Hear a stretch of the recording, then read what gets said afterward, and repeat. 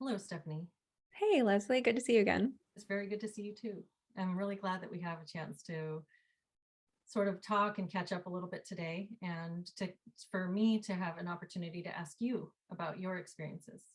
Because a couple of months ago, we had a conversation for your podcast, and that the timing was interesting for me because we had actually scheduled that conversation prior to me putting out that Antioch video. And so much happened right before we talked that you were really the first person I was exploring some of that with, I think. Well, one of the first people that I was really exploring that particular time in my life with. And so that was a really interesting discussion, and I enjoyed speaking with you then, and it's great to catch up. Wow. And now here you are, so much has unfolded since then. I think there was probably enough time lapse between the time we recorded that conversation and the time I put it out there, because I have a bit of a lag. I know your situation's been rapidly evolving, but it seems like people are really hungry for your message, and which, has a lot of overlap with my message, right? They're hungry for thoughtful, caring mental health professionals to be sounding the alarm, like there's something wrong. Our entire profession here is being captured. And if we don't start talking about this with the level of urgency that it deserves, there won't be a counseling profession left in 10 years that's even recognizable.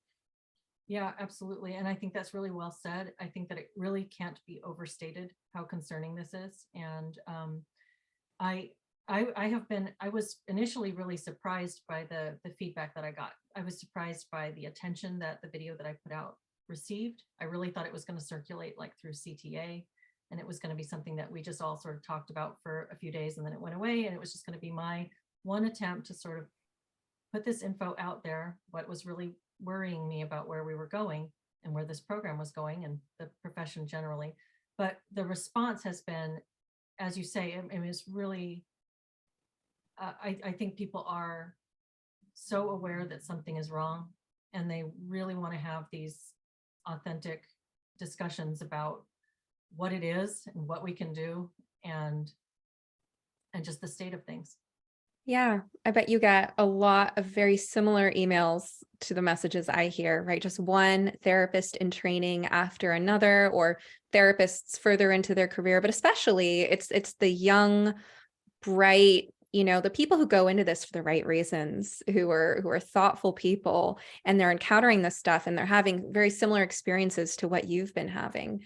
And I think that, there's people who are starting to have the conversations that we really need to be having to move this forward. Like, I'm sorry, I actually don't know how to pronounce her name. I'm probably going to butcher it, but do you know Soad Tabrizi? I don't know. She's her first name is spelled Soad. I'm not sure if it's Soad, or I should have looked that up. I didn't think I was going to talk about her, but she's a conservative therapist who is, and I'm moderate, I'm politically homeless, but she has a lot of really valid points. And I know that, she's been vocally talking about all these therapists who are coming to her expressing their fear, right? Fear, and it all comes down to fear of losing your license. And we work so hard for that license. Now you've come of age in the counseling profession at an interesting time where you're getting to decide right now that you're not going to pursue licensure. If you're not going to, I mean, it sounds like you're not. And a lot of people are kind of like, do I follow through on, getting that LPC, that LMFT, whatever that license is, or do I just go a completely different path and just take a leap of faith that somehow all this money I've spent on grad school is, that I can use that people are going to believe that I have valid credentials, that my reasons for not getting licensed are valid. And for me, being several years down the line in terms of where I'm at in my career, it's like, well, I have all that history behind me. And if I end up being the canceled therapist, I got canceled for the right reasons, but I think people are afraid to lean into their authority. I think because therapists are just such nice people in general. We're kind, we're deferential, we're good listeners. And I think a lot of people are afraid to say, you know what, I have this much experience, I have this much training, and based on my experience and training, this is what's wrong with how it's going. And even if the regulatory bodies disagree with me, well, I disagree with them. And I think I have just enough years of experience under my belt that I have the confidence to say that. And I feel for people who have the exact same intuitions and moral instincts that I do, but don't, quite feel like they have that solid ground under their feet, which is interesting that I say solid ground because that's the name of the community you started. Mm-hmm. How's that going, by the way? Oh, it's going really well.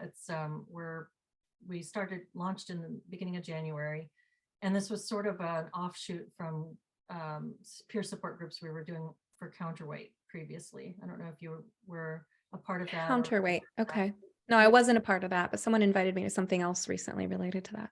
Yeah, yeah, and that's a great group. And we had been hosting peer support groups. They decided to sort of go a different way with it. And so Jody and Jen and David and I started discussing how can we bring this back and make this needed resource accessible to people. So it's been really fantastic, and I look forward to seeing where it goes.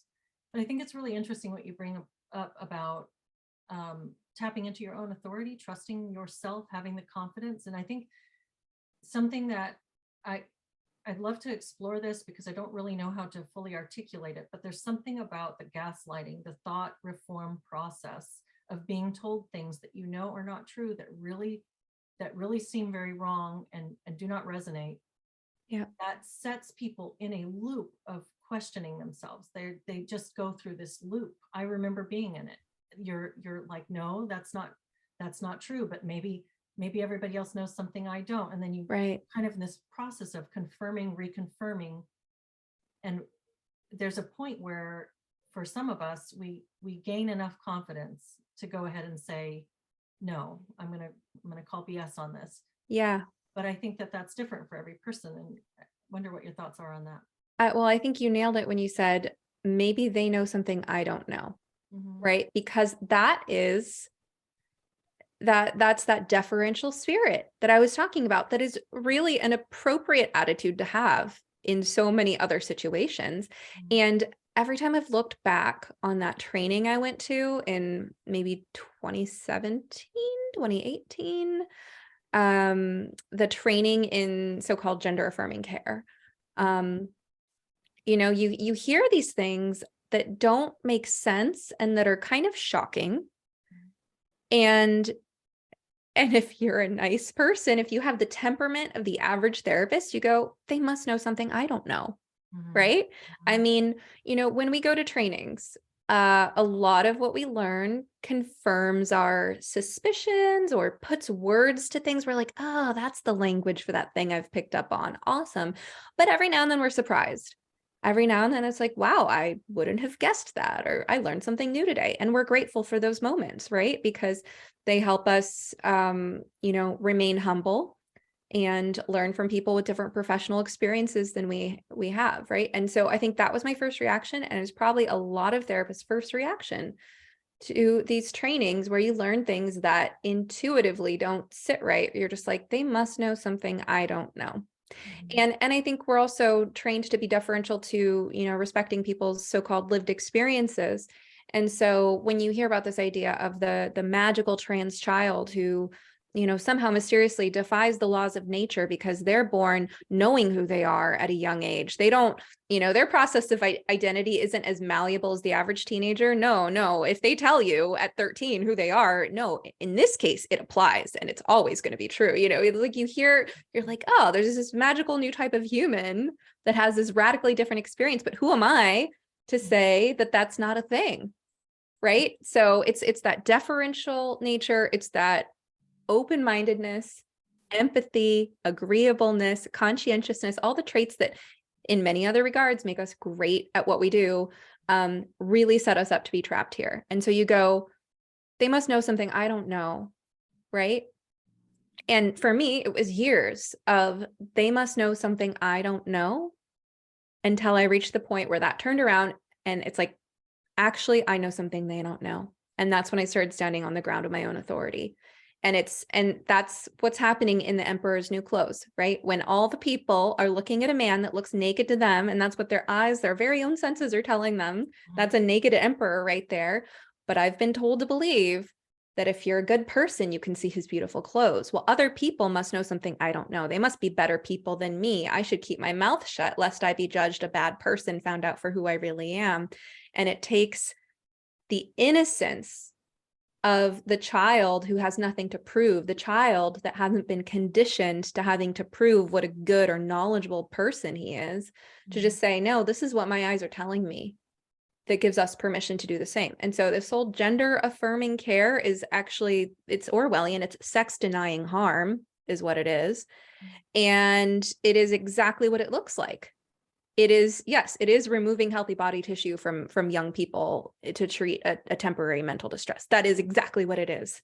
Mhm. There's no extra magical layer that you have to go through all these rabbit holes to figure out, like I have a pretty high IQ, and those of us with high IQs, we get caught up in this too, because we're trying to make it work, right? We love going down rabbit holes. We love complex philosophies, right? And sometimes it's the people with the higher IQs that are more easily indoctrinated into cults because their minds need something to chew on, and this gives them a lot to chew on. But actually, it's very simple at the end of the day, right? All this complexity is smoke and mirrors to distract you and to teach you to deny the reality of your own sense perception. Oh boy, I'm on a soapbox. No, it's great. It's great. And going back to something you said there that really stood out to me when you said the innocence of the child who has nothing to prove.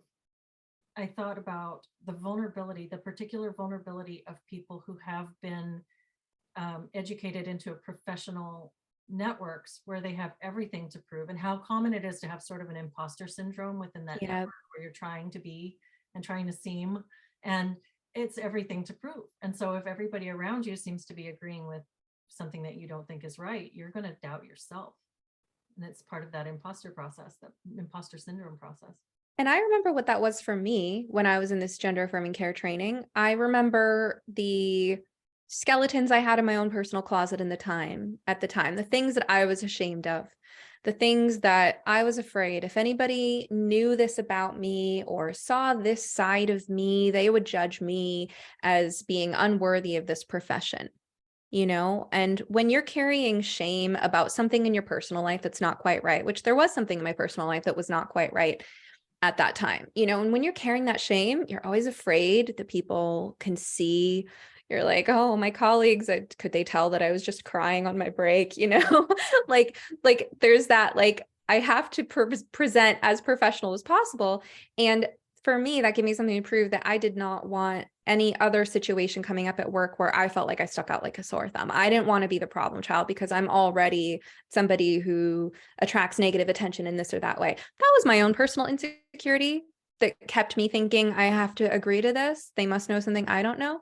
But I bet that at least half the people in that room had their own insecurity, whether it was I don't get my notes in on time, or my scores are low from this metric system we had for tracking patient outcomes, or this is the feedback I got from our, quality management team last time they reviewed my notes, or oops, I forgot to email that person back, or ooh, I had a conflict with that one employee in the break room and I hope they didn't tell anybody, or it could be so many things. Yeah. Right? That each person has their own insecurities that they're afraid of being found out and that keep them silent. And I think this is one of the flaws of our profession in general, is that if you get too deep in the mindset of the counseling profession, depending on what kind of what subculture you're in within the field, there's kind of like a fear of having a personality, a fear of having any flaws, because everything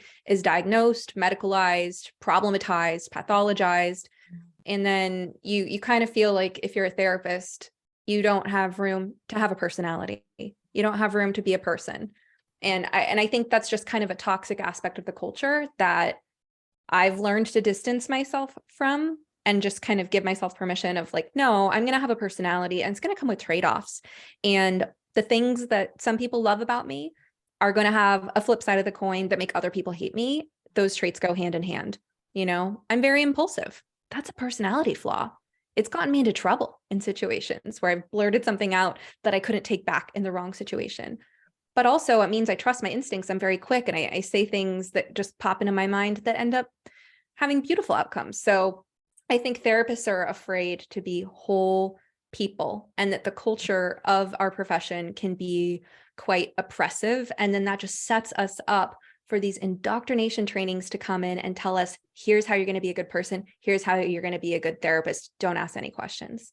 Yeah, it's almost like a sterilization of the person. I mean, not in terms of taking out anything that could possibly be offensive or flawed or rough edges. And when you're describing that impulsivity as a character flaw or a personality flaw, it's also something that's a charming, it lends an authenticity, you know. So those things, like you said, there's trade-offs. There's it, and if the fundamental helpful quality of therapy, the most helpful aspect of going and seeing a therapist or a counselor or a coach or anything is going to be that authenticity of that relationship that you build together, and the way that you learn to see yourself through that process of relationship building. So if the relationship is sterile and inauthentic, I don't know how that changes the value of that process, but I imagine that it does. I wanted to, well, so we kind of jumped right in and we bit off a lot of really juicy stuff, but I would love to maybe, we're doing this backwards, but could you give a little bit of an intro, talk a little bit about who you are and how you ended up in this conversation, and yeah, what's that? Right, because we have some overlapping listeners, but not everybody who watches your channel has encountered me before. So hello, if you're just meeting me for the first time, my name is Stephanie Winn. I'm a licensed marriage and family therapist. I have a small private practice online in Oregon. And in 2022, I sort of had a brief introduction to the status of micro celebrity, in part triggered by, well, I launched a podcast and I write and I'm on Twitter and all that, but my biggest claim to fame so far is how I almost lost my license over being, canceled by activists on the internet. So that's a thing that I've been through, and I know a lot of people who listen to your channel are interested in these stories. So yeah, basically I got mobbed by trans rights activists who used my Twitter profile and things I was saying on Twitter to accuse me to my licensing board of performing quote unquote conversion therapy, which is a joke we could get into another time if you want. But basically I fought it off. I was fine. And if you want to hear that story and you haven't heard that story, it's in episode 11 of my podcast. It's called Debunking the Myth of Conversion Therapy. It's my story told to Helen Joyce. And you can find that on YouTube. You can find that anywhere you get my podcast. My podcast is called You Must Be Some Kind of Therapist. And I'll include links in the notes. So anybody who wants to, if you want to send me any particular episodes that stand out, and we'll send a link to your channel as well. So cool. If you want to find that. Great. So since then, I have been featured in the upcoming documentary Affirmation Generation, and I've accepted a role as the associate producer. So I am the public face of the documentary, certainly not the only. Everyone in the documentary is potentially open to media appearances if there's anyone who wants to talk with any of our 60 transitioners or our 12 leading experts in the field. We have therapists who most people are well familiar with, like Sasha Ayad, Stella O'Malley, and Lisa Marciano. We have Dr. William Malone, Dr. Lisa Littman, Lisa Selin Davis, and several other experts. And I believe over 50 studies that we looked at in creating this film. So a big thing that I'm up to this year, 2023, is getting out there and talking to people about Affirmation Generation. It's coming out February 18th. You'll be able to stream it for free at affirmationgenerationmovie.com. And then I'm also really encouraging people to consider arranging a screening of this for D-Trans Awareness Day on March 12th. So March 12th, D-Trans Awareness Day. If you have just a couple of friends or family members or neighbors who you think would be open to learning a little bit more about the gender crisis, invite them over, have them into your living room and watch this film with them. Or if you have a bit more of a community, you have access to a venue, we'd love for you to invite your whole community. So you can stream again for free starting February 18th, affirmationgenerationmovie.com. So it's an original feature documentary made by expert documentarians on the gender crisis. And I'm so proud of the film. I think it does a really excellent job of walking anyone through, no matter what your starting point, kind of walking you through understanding what detransitioners have been through and unpacking sort of how this came about, what the misconceptions are in the medical and mental health professionals that have led us here, and sort of warns of where things are headed. Mm-hmm. Well, and it sounds like you've been on quite a journey from that initial you didn't say what you did to get yourself in trouble with that trans activist mob, but I imagine you want to, I'd love to hear about it. It sounds like you made some comments on Twitter. I don't remember what it was that I said. I think that I have now blocked thousands of accounts, but there was pretty early in my emergence to Twitter, it was just, the fact that I was posting things that challenge gender ideology, no matter how caringly, by the way. I mean, obviously I'm coming from a standpoint of wanting to protect these youth. I mean, they say you hate trans people, you don't care about trans healthcare. No, I care a lot. I care enough to look into where this is all leading, right? And it's not leading anywhere good, because these young kids have no idea what they're signing up for with the medicalization, sterilization, lifelong medical patient stuff. When people talk about suicide, it's like, well, you really want to set a person up for risk of suicide, try inducing chronic pain and disability and taking away their capacity to have a healthy, loving family life, and then see where they end up in their 30s or 40s. It's not pretty. So I'm worried. Mhm. I'm as worried as it comes about, the epidemic of suicidal ideation and behavior in this population. And so I don't know if it was one of my tweets about that. But at some point, like, just a bunch of these trans rights activists found me and they're like, oh, she's a therapist and she isn't down with our narrative 100%. Okay, we're gonna go after her. And so they mass reported me to my licensing board back in December 2021. And I proactively took steps. I reached out to my licensing board and I was like, hey, I'm writing an open letter to my board, the Oregon Board of Licensed Professional Counselors and Therapists, OBLPCT. And you are going to be receiving a bunch of complaints from people who I don't know, they're on the internet. There was a complaint from one other person as well, but this person was basically attended one session of my parent support group and then flipped out. And so they were either an undercover agent on the TRA side, or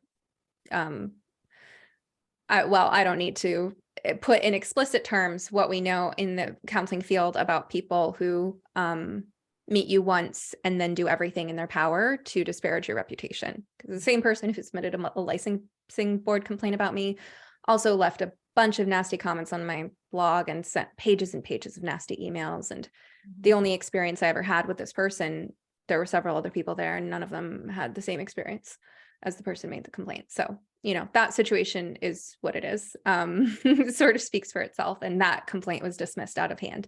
And I believe, the fact of everything else that person did, which also included contacting everyone on my resource list. I wrote a gender resource list that was just like, here are other people whose blogs you should read and, things like that. And they went out of their way contacting all these people on this list saying, Stephanie Winn is so awful that you shouldn't even want her to recommend you, because she's filthy. Don't be associated with her.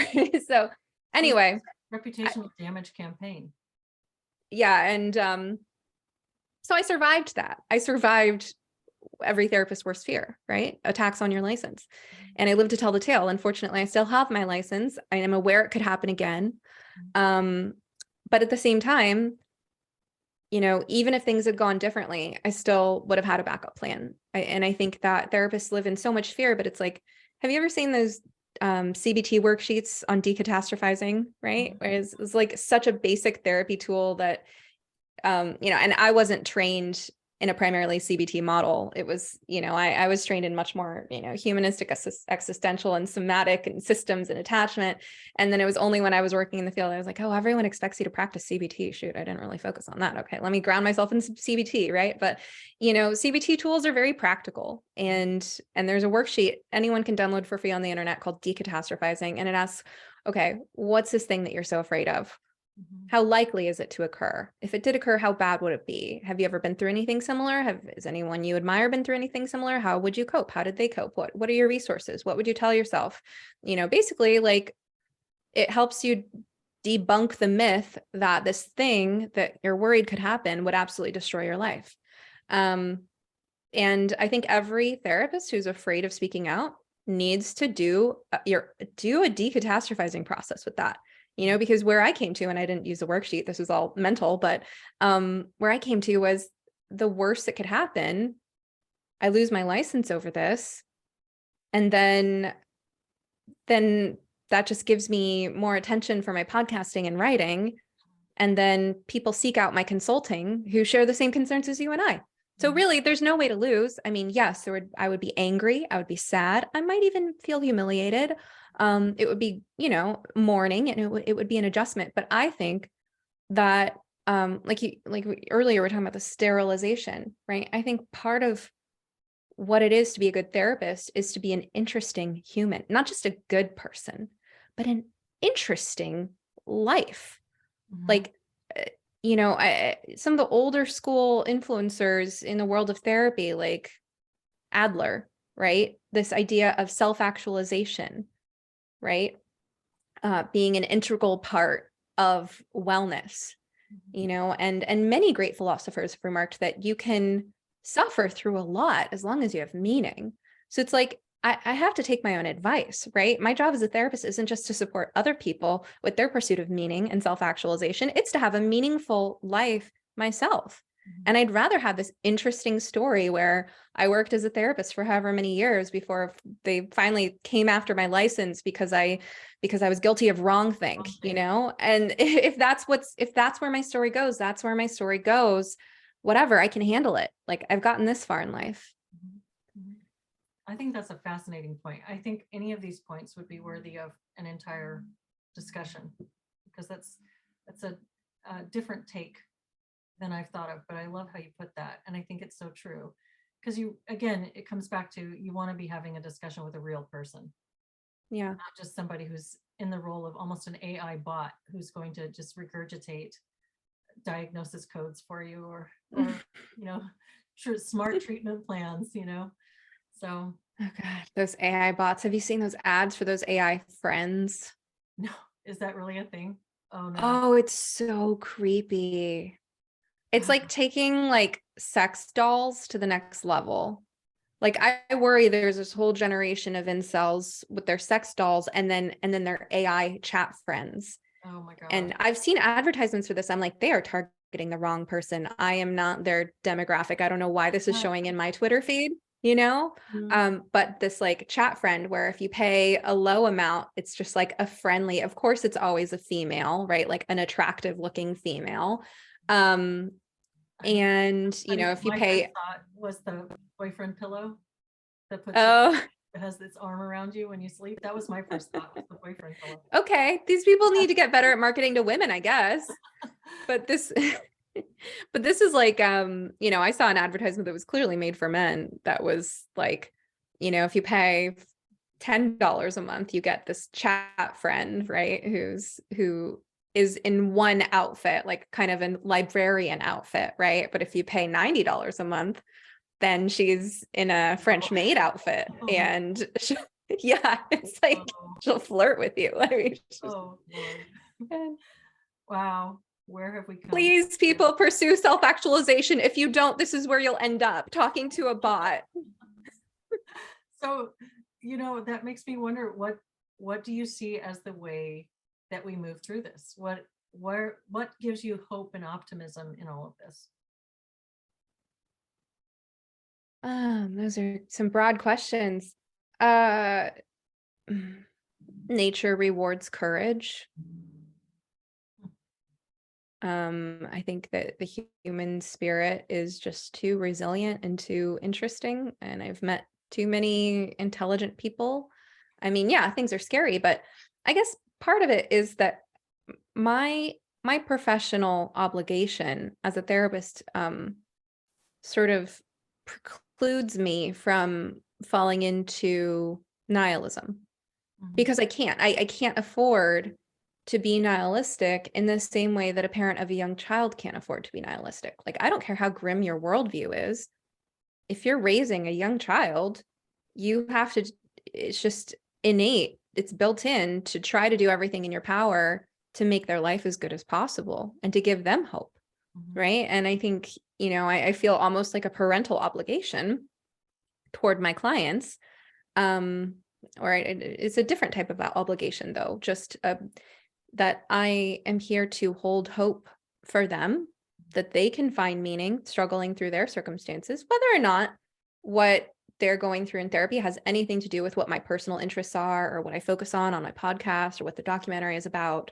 I think just the fact that my bread and butter for the last 9 years has come from holding hope for people and helping them struggle through really difficult periods and believing in their capacity to get somewhere better with it, because I have to, right? I have to do that for them. And there are times that I take leaps of faith on choosing my words to help instill leaps of faith for them, where I'm like, I see that this is where you're at right now. I see how grim it looks from here based on everything you've experienced so far. However, what I'm hearing you really want is all the way over here.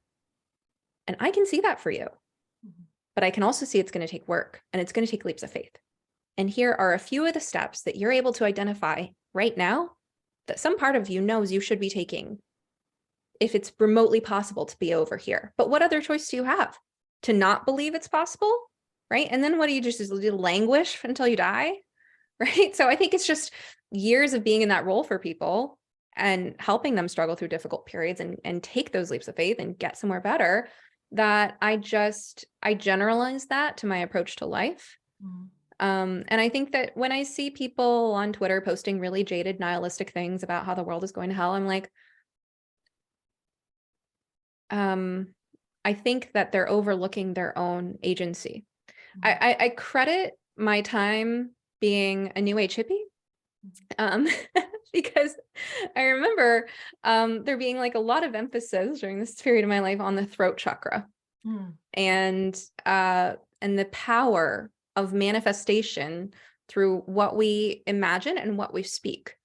And I believe in using words carefully. I believe words have power. And actually, this is where I agree with a lot of leftists. I do agree words have power.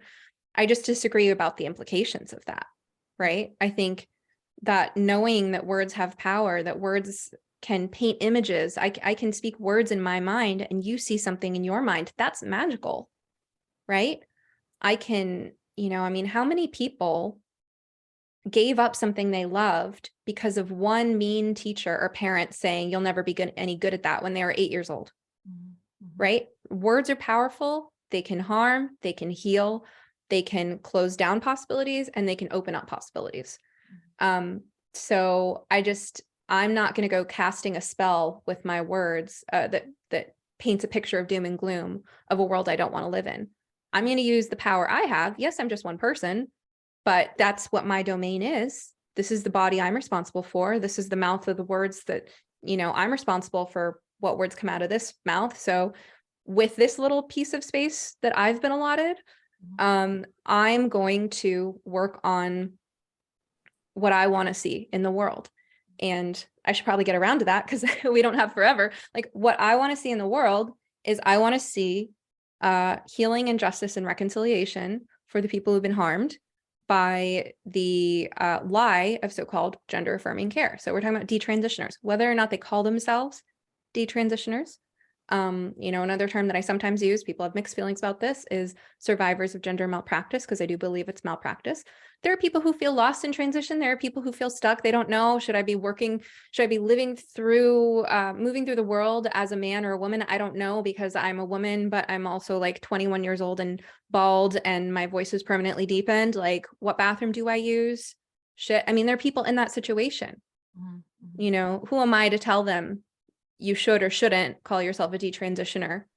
Or, for a man who's had so-called bottom surgery, who's been on estrogen, who am I to tell him he should go on testosterone if that's going to make it that much more painful to not be able to have sex because it increases his sex drive, but he doesn't have a penis? Who am I to tell anybody any of these things, right? My point is that anyone who's been harmed by this stuff, anyone who's been lied to, which is everyone who's caught up in it, faces a high likelihood of regret and a lot of mental health needs. And all of these therapists who are so busy signaling their allegiance to one way of looking at this issue are alienating everyone who's been harmed by it. And there is homicidal rage in some of the people who've been harmed by this stuff, the people who have to live with chronic pain and disability because they were exploited when they were young and vulnerable. Some of them want to murder the therapists and doctors that did this to them. So it is bad. When it comes to this population of detransitioners, they have some of the most acute mental health needs and physical health needs of any age matched population, and the lowest levels of trust in doctors and therapists.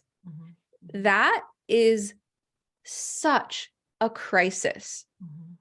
You have a high acuity, high needs population with low trust in the people who are supposed to help them. And it's our fault that they don't trust us because we were too busy waving our flags and wearing our pronoun badges and putting our little, this is a safe space, rainbow triangle on our office door to realize that those who have had some kind of ideological shift, only after it's too late for them physically to not make any changes to their bodies, have been harmed by everything that we remind them of when we do that. You can't say, I am so inclusive and I support the LGBTQ when your potential client is a lesbian who didn't realize she was a lesbian, who thought she was trans. And now she's realizing that the L and the TQ are at odds with each other. Now you're telling her, I'm inclusive of the LGBTQ. Is she going to trust you? No, she's going to think, what, you write gender affirming letters for your other clients, don't you? No, I'm not going to set foot in that office. So I think right now we're at just a real crisis point because of the issues that you're pointing out, Leslie, on your channel with what's happening with the indoctrination of therapists to think one way and talk one way about gender, among other things, and how that is completely at odds with the emerging needs of this rapidly growing population. And let me bring up another fact to highlight the starkness of the situation here. There's a study that came out last year, 2022, that looked at, instead of asking specifically about detransition, which is going to weed a lot of people out, what they did is they looked at the compliance rates with those who had started these so-called hormone therapies. What they found is that after 4 years, and it was a meta-analysis, if I understand correctly, a meta-analysis of different studies with 9 years worth of data in total. They found after 4 years, a 70% compliance rate. What does that mean? It means someone starts testosterone or estrogen, cross-sex hormones. 4 years later, 7 out of 10 are still doing that. What does that mean? 3 out of 10 are not. That means 30% of people after 4 years are either dead or for some other reason not taking these hormones anymore. So that's a 4-year desistance or detransition rate of 30%. So what does that tell us about where things are going to be at or 10, 20 years down the line? The population of detransitioners is going to be huge, regardless of what they call themselves. I don't even care about that. I care about, are we meeting their needs medically and mentally? So if you're training therapists to do this, right, and then you have this rapidly emerging population of people who've been harmed by those very therapists, who's going to help them? They don't trust us. They don't want our help. And damn, we actually have a lot of tools that could help if only we'd stuck to our ethics in the first place. If only we'd practiced with integrity. I do believe the counseling profession does have a lot to offer detransitioners with their complex trauma and their missed co-occurring and underlying issues. And they're not going to want our help. And that's our fault. Yeah, that is a really scary crisis that you're highlighting. This growing number of people who are currently undergoing a process, which just puts them in a very vulnerable position with very specific set of circumstances that are going to be life-changing and very difficult to process and move through. And this profession is losing its credibility rapidly. So I think this is just so fascinating. I think that your passion for this it really comes through. And I love the fact that you're delving in and having these fearless conversations with people. Your channel is, it's a wealth of information. It's a fantastic resource. You've got so many good interviews with people who have weighed into this issue and the broader issues around it. And I hope people will go and check those out and follow those. I'm going to put the links down in the description of this video, and please follow Stephanie. She's doing amazing work, and she's just having these bold and, as I said, fearless conversations, which are compassionate and passionate and optimistic. Still, I see the optimism in what you're saying. And I think that really comes through. Like you said, there's no nihilism. It's you are pointing out challenges, and there are ways that we can move forward. Thank you. Before we wrap up, is there any last words you'd like to say?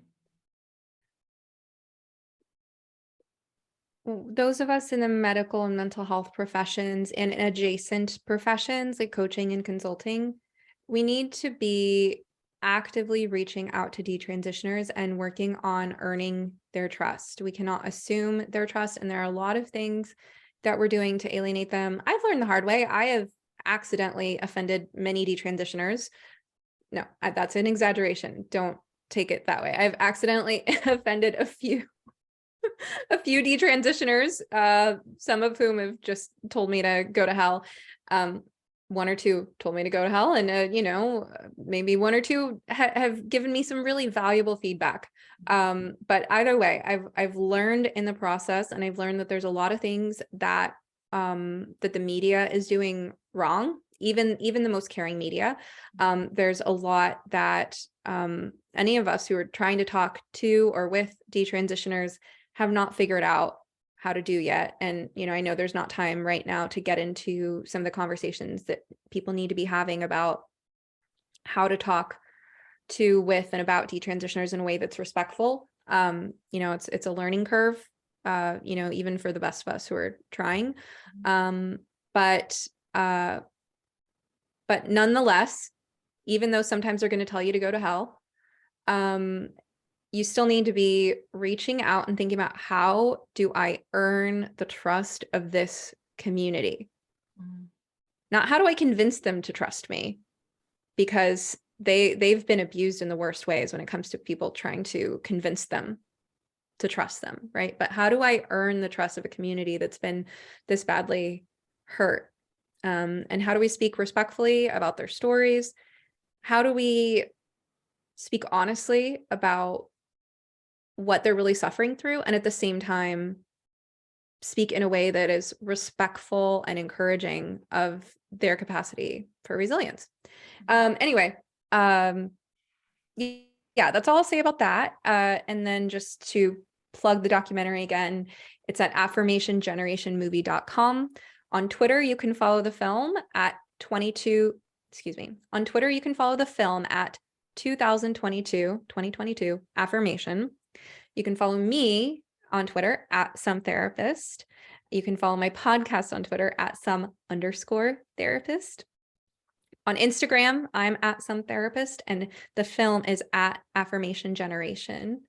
We really want people amped up to watch it when it releases February 18th, and then thinking about having some friends or family over, or organizing your community for a screening in honor of Detrans Awareness Day, March 12th. If I can help with any of that, people are free to get in touch with me. hello@sometherapist.com. I think that's all. Excellent. Yeah. Well, I hope people, will follow those recommendations and links and go check that out. I think the movie's going to be fantastic. I'm really looking forward to seeing it. And thanks for having you so a much, conversation with me today. Yeah, it's so good to see you again. And thanks for having me.